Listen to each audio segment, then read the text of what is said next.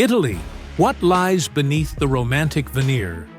On July 14, 2022, Italian Prime Minister Mario Draghi announced his resignation after the five-star movement, M5S, withdrew from the governing coalition and boycotted a key confidence vote. However, President Sergio Mattarella rejected the resignation and requested that Draghi address Parliament to assess the political situation. Given these events, many people believe that Italy's strong support for Ukraine in the war with Russia has come at a cost. However, a deeper look reveals that, despite its reputation as a European nation, Italy has never achieved truly sustainable development since its unification. Just a single shock could cause all aspects of Italy to collapse rapidly and unimaginably. So, what are the underlying causes? 1. A weak socio-economic foundation. After unification, Italy unified in the 1860s, with a level of industrialization far below that of the major powers in the region. While the northern regions of Italy had long been industrialized, the central and southern regions remained heavily reliant on agriculture. The weak economic conditions following unification led millions of Italians to emigrate around the world. Anyone who has read Edmondo de Amicis's Heart, Cuore, will not forget the chapter From the Apennines to the Andes, Dagli Appennini alle Ande, which tells the story of a young boy, Marco, traveling to Argentina to find his mother, who had emigrated for work. The descriptions of the Argentinians' attitudes towards the boy reflect the general attitude towards Italian immigrants at the time. They were utterly despised. By that point, the global system of colonies had essentially been divided up. Italy had no choice but to seize less valuable territories like Eritrea and Somalia in East Africa, Tripolitania, and Cyrenaica in North Africa, later unified in the colony of Libya and the Dodecanese Islands.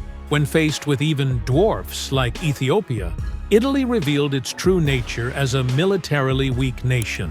They suffered a stunning defeat at the Battle of Adwa in 1896.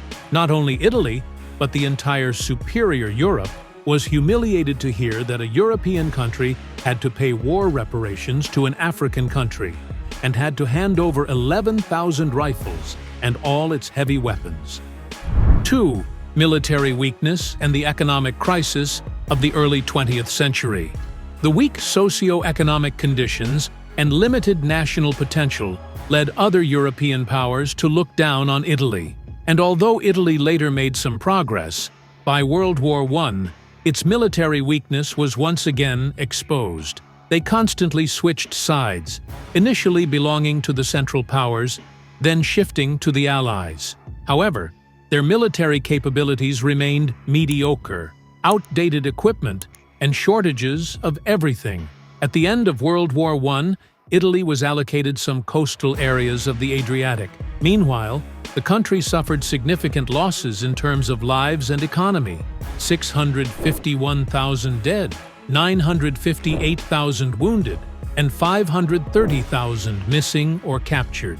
Unlike Britain and France, Italy had no colonies to offset its expenses, nor did it receive significant war reparations. Italy quickly fell into crisis, and this was the perfect opportunity for the fascists. 3. The Fascist Period and World War II. In October 1922, Benito Mussolini became Prime Minister, becoming the youngest Prime Minister in Italian history at the age of 39. In the following years, Mussolini implemented many reactionary policies, banning all political parties, depriving individuals of their freedoms, and establishing a dictatorship. Loyalty was valued more than competence, and many generals were promoted solely for their loyalty, with little experience or real ability, and ultimately proved incompetent when World War II broke out.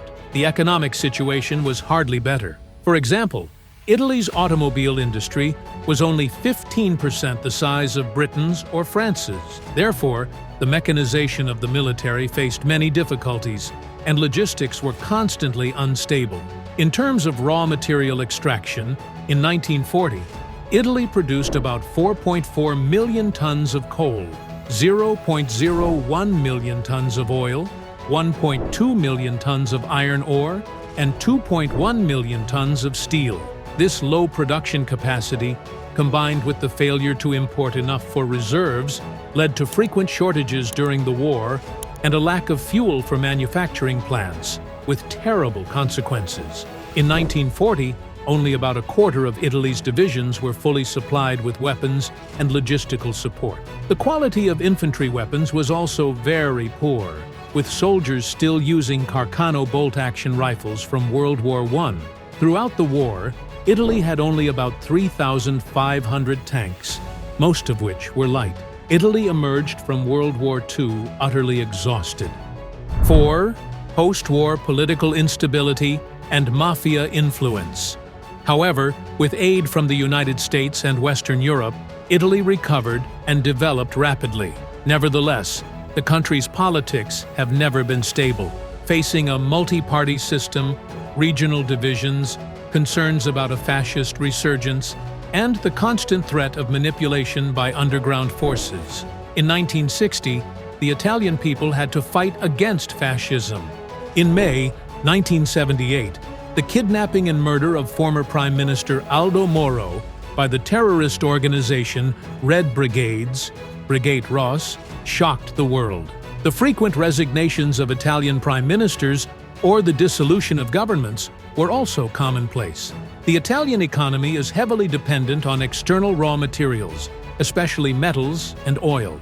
So, when supply chains are disrupted, they are paralyzed. Socially, no country has such severe regional discrimination as Italy, especially between the Campania region, with Naples as its main center, and the island of Sicily, and the rest of the country.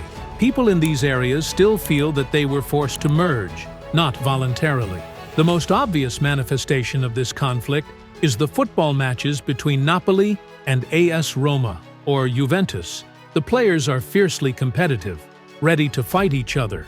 The fans of the two sides don't hesitate to exchange punches outside the stadium, and there are even instances of blockades preventing opposing fans from entering. 5. Social inequality and organized crime. Social inequality is becoming increasingly widespread. The country's elite are ready to twist the truth. Take, for example, the Calciopoli scandal in football, which was exposed in May 2006. Juventus, AC Milan, Fiorentina, Lazio, and Regina were found to be involved in a match-fixing ring. A network of communication between individuals belonging to the clubs and the refereeing organization was discovered, intentionally arranging favorable results in key matches. As a consequence, 7 renowned Italian clubs were dissolved. Italian football, after the miraculous victory in the 2006 World Cup, also fell into a state of instability. As for the underworld, everyone is familiar with the term Italian Mafia. The Italian Mafia is even more infamous than the original. According to historian John Dickey, the Mafia is a criminal organization that not only operates in many illegal areas, but is also a multifunctional organization, like a regional power, in a specific area. Not only existing alongside Italian history, but with the development of the country, the Mafia has also changed in an increasingly modern and sophisticated direction. Not only operating domestically, they also have activities in other countries around the world, such as the United States, Canada, and the Middle East. In addition to illegal businesses such as human trafficking, drugs, prostitution, and money laundering, the Italian Mafia also participates in very clean business activities such as tourism or owning shares in businesses, even garbage. A report in early 2006 showed that the Italian government could not completely deal with the illegal dumping of waste caused by the Mafia in Italy. The cost of building a waste treatment system would be very expensive, so businesses had to choose the solution of having the Mafia dump their waste. Waste was transported to remote areas and dumped indiscriminately without encountering any obstacles, although the Catholic Church and the European Court of Justice have imposed very severe penalties. This situation has not been resolved. The pentiti, Mafia members who have betrayed the organization, have spoken out about this dangerous situation. According to the Pentiti, the notorious Camorra group in Italy has been illegally dumping waste for decades. The Camorra organization's revenue is about 10 billion euros, and about 50% of this comes from illegal waste dumping. 3 notorious European Camorra groups have revenues of up to 54 billion euros, and 24 billion euros of this comes from waste dumping. In 2015, this criminal organization only earned about 3 billion euros from drug trafficking. This illegal dumping has thrown Italy into chaos. In Naples, people have even had their life expectancy reduced by up to 25 years and suffer from various cancers due to exposure to toxic substances from waste. Fed up, the people of Naples have protested for years, and some residents are even willing to live with the garbage rather than let the Mafia dump it for them. At one point, the residents of the city even threw garbage all over the streets in protest. Recently, taking advantage of COVID-19, the Mafia has spun new, very sophisticated webs that even the government is helpless to deal with. The level of danger is currently high, as the Mafia has begun to get involved in essential sectors during the COVID-19 lockdown, such as the food chain, agriculture, the supply of medicines and medical equipment, road transport, funeral services, cleaning, and waste disposal. These are areas with many loopholes in expertise, so criminal gangs can easily provide services at competitive prices, with front companies, control, and non-compliance with environmental, social security, and occupational safety regulations. After the lockdown in Italy ended, criminal organizations may have caused pollution, allowing them to economically control many companies that they could not previously infiltrate. 6. Political instability and the immigration crisis. The unstable socio-political situation leads to weak politics. Compared to other countries considered major powers in the EU, no country's politics are as chaotic as Italy's. Italian prime ministers resign as a matter of course when faced with difficulties that cannot be resolved, or when they fail to pass a vote of confidence, when the people are also fed up. Allegations of corruption and mafia links, particularly surrounding former Prime Minister Silvio Berlusconi, who has been suspected of having ties to the mafia since his days as a businessman, have further eroded public trust. Adding fuel to the fire, constant infighting between political parties and the ethical scandals of politicians, like those involving Berlusconi, have only deepened social divisions. Italy's geographic location makes it a primary gateway for refugees from Africa and the Middle East, putting a huge strain on its public services. Italy consistently ranks among the top EU countries receiving refugees, alongside Turkey, Greece, and Spain. The EU has faced criticism for disproportionately burdening Italy with this crisis, effectively turning the country into a concentration point for migrants. Life for refugees in Italy is incredibly challenging, marked by deprivation, and they are highly vulnerable to exploitation by criminal organizations. Agromafia is the term used to describe the mafia's stranglehold on Italy's agricultural sector, a grip that even extends across Europe.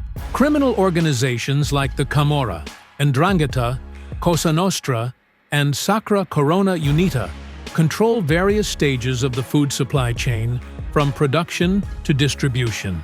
They exploit refugees, forcing them to work as slave labor on farms, particularly in southern Italy, in regions like Puglia, Calabria, and Campania, traditional mafia strongholds.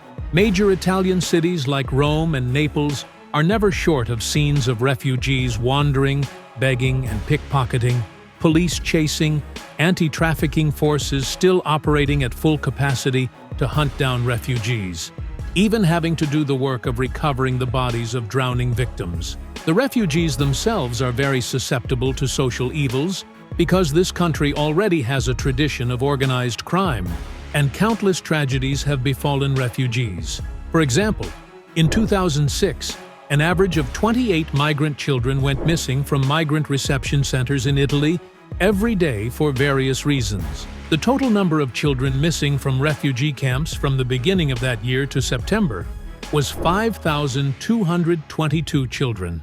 One of the main reasons for this situation is the overcrowding at migrant reception centers, the lack of living conditions, and the prolonged stay. In addition, many teenagers also try to escape from the reception centers to pursue the Northern European dream of many refugees. The most worrying thing is the intervention of criminal organizations. Italian police suspect that human trafficking organizations have colluded with each other to bring migrants, including children, into criminal activities, or exploit them as slaves on farms they manage. Authorities are also deeply worried about other instances where migrant children flee reception centers and end up living on the streets, fearing this could have serious consequences for Italy's social order and security. The Italian government has declared its inability to seek aid. In reality, however, there are. But in the EU, many countries say that they can't even take care of their problems because they have other things to worry about, while Italy is facing this problem too urgently. Therefore, the two sides often exchange harsh words with each other, especially the French. Italy has often borrowed the situation of immigrants to call on France to stop exploiting Africa, but France still does not listen. As a result, diplomatic tensions between the two countries, and recently, France has allowed refugees to pass through from Germany. Therefore, the burden of immigrants, which was already heavy, has become even heavier. It is known as a powerful and wealthy country, but in reality, there are too many painful problems that have not been completely resolved. And what we have talked about above are only the most prominent issues, always looked at by the world. All of this has made Italy nothing more than a house of cards, overloaded. Just a small shock in the world or Europe, and domestically, when Italy's entire political, economic, and social systems are already rotten from the inside, Italy could very likely fall into crisis. Entering the 21st century in this tangled mess, Italy now desperately needs a great figure like Giuseppe Garibaldi, who can call on all Italian people to stand up and solve all the problems. As the Russia-Ukraine war in particular, and the world in general, are changing rapidly, the risk of Italy collapsing is very likely to happen in this country.